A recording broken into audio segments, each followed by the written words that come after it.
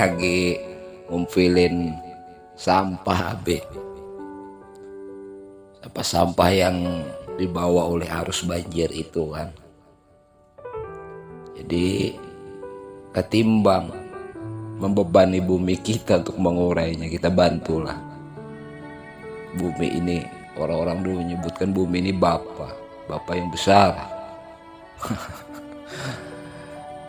Tempat kita hidup di punggungnya. Banyak sekali sampah. Nah, jadi Abi masih ingat Allah memberi petunjuk pada kakekmu dulu cara mempergunakan sampah ini supaya bermanfaat lagi. Dia tidak jadi sarang nyamuk malaria. Mungkin di antara kalian tidak menemukan. Tahun 86 itu banyak ya karena demam berdarah di kampung kita ini. Ada sedikit nyawa melayang. Ya, sejenis seperti ini juga ada air berlebih membawa sampah, pohon kayu, pokok-pokok kayu itu kan berselewengan. Sebagiannya memang sengaja dibuang ke sungai, dihanyutkan karena itu paling praktis membuang sampah dari perambahan hutan. Nah ini kan sampah ini sepertinya benda mati anakku. Allah katakan Allah mengeluarkan yang hidup dari yang mati. Ini kan seperti benda mati sampah ini. Sudah ada hasilnya Abi tanamin. Belewah. Alam semesta ini anakku adalah wahyu Allah, ayat-ayat Allah. Dalil aklin apa namanya itu. Bagi orang yang berpikir, apalah ta'qilun, ini membacanya ini orang yang memiliki pengetahuan, yang sadar bahwa ini adalah anugerah Allah. Nah, Al-Quran yang kalian pelajari ini wahyu Allah pula, mukjizat bagi Nabi kita, diwariskan kepada umatnya, bagi kita yang beriman, yang percaya kepada Nabi Muhammad sebagai utusan Allah, kasih sayang Allah di muka bumi ini.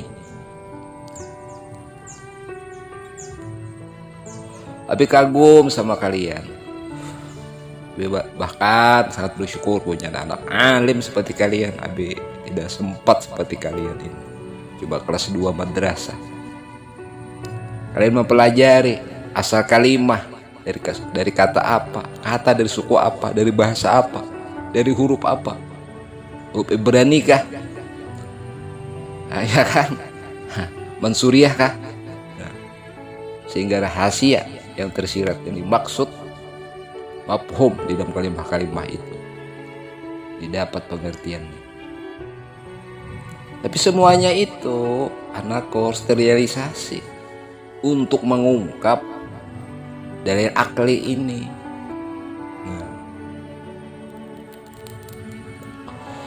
Pesawat kan pertama diciptakan, yang lo bahasa tauhid itu namanya dibina. Mengambil simpelnya itu, contohnya itu dari dalil akli, namanya pesawat capung kan. Nah, kalau orang Banjar bilang sisiur itu. Apalagi seharusnya kita yang beriman, percaya ini mukjizat Al-Quran itu yang dikadimkan oleh Allah hingga hari kiamat di muka bumi ini menjadi sumber petunjuk, apalagi hudalil muttaqin. Dan Allah dengan sifat rahmannya memberikan Al-Quran ini sebagai petunjuk bagi seluruh manusia. Berimankah? Kada berimankah? Bagi mereka yang memanfaatkan, memfaedahkan. Tapi hari ini kalian begitu dalam sampai suku kata. Dari kata mana dulu ini? Ayat-ayat sampai semua dalil, dicari sumbernya dari ulama mana, tafsirnya, dan lain-lain dan sebagainya. Tapi untuk berdebatkah? atau menambah kesyukuran sebagai alat sumber petunjuk untuk kemakmuran hidup seluruh manusia menjadi rahmatil alamin.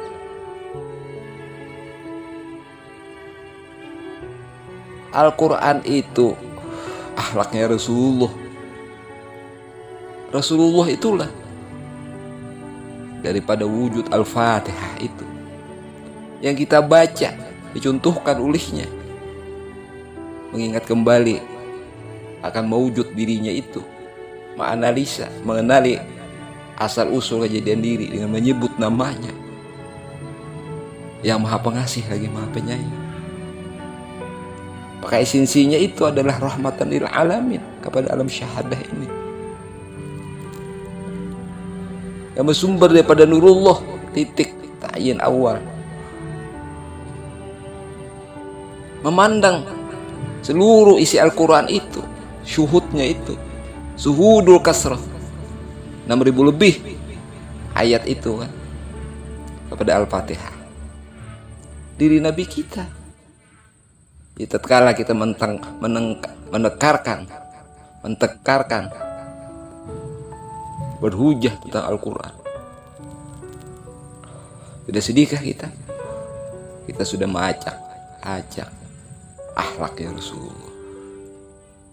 Kenapa kita tidak mewujudkan akhlaknya yang mulia itu menjadi sumber kerahmatan? Lihatlah bumi kita ini penuh dengan racun sekarang. Karena tangan-tangan yang tidak beriman. Coba Al-Quran ini benar-benar menjadi sarana petunjuk untuk menyuburkan dan memakmurkan bumi ini. Setiap diri yang beriman itu,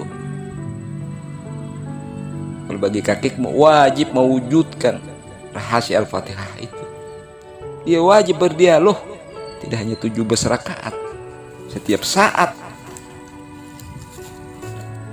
dia bertafakur, memikirkan, memohon inayah Allah agar mewujud akhlak yang karimah, yang mulia dari baginda. Sekalipun yang sederhana, sampah seperti ini, dari hal yang tidak berguna menjadi berfaedah, dia tidak jadi sumber penyakit, sumber kerusakan di muka bumi. Yang kita nodai Al-Quran sebagai sumber petunjuk dan teraknya dari akal yang masih gelap ini. Dan Al-Quran, dia adalah nur yang terhasia, harus kita ungkap di dalil akal ini. Seharusnya orang-orang beriman yang ditinggalkan oleh Nabi daripada wahyunya. Kadang dulu abah haur lagi, ini lagi. Nah, bagaimana kita? Sadarkah?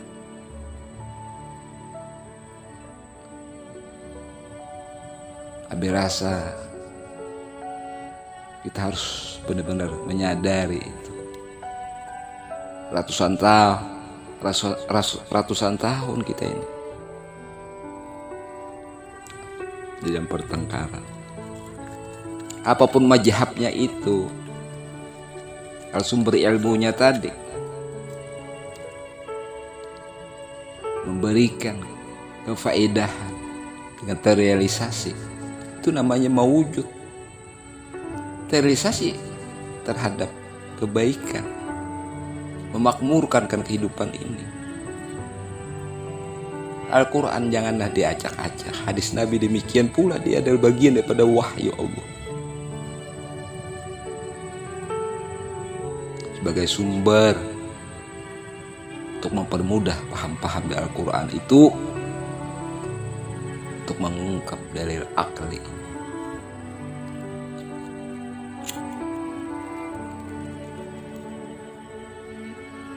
Disinilah masuknya paham-paham tasawuf tadi dari asal muasal ihsan itu, supaya rohani kita dan jasmani kita fa innama tuwallahu fasama wajhullah, selalu terhadap dengan Allah, terpantau oleh Allah. Nampaklah terrealisasi ajaran-ajaran Al-Quran itu. Al-Quran itu tiada lainnya adalah diri Nabi kita Muhammad sendiri. Mudah-mudahan anakku, pertemuan kita hari ini memberi inspirasi lah. Syukurilah kalian yang memperoleh pendidikan lebih daripada orang-orang yang terdahulu. Jadikanlah Al-Quran benar-benar sumber petunjuk dan rahmat. Jangan kalian merubik-rubiknya dengan hawa nafsu. Dan Allah memberikan hidayah dan hidayah. Amin ya Allah ya Rabbal Alamin. Naik.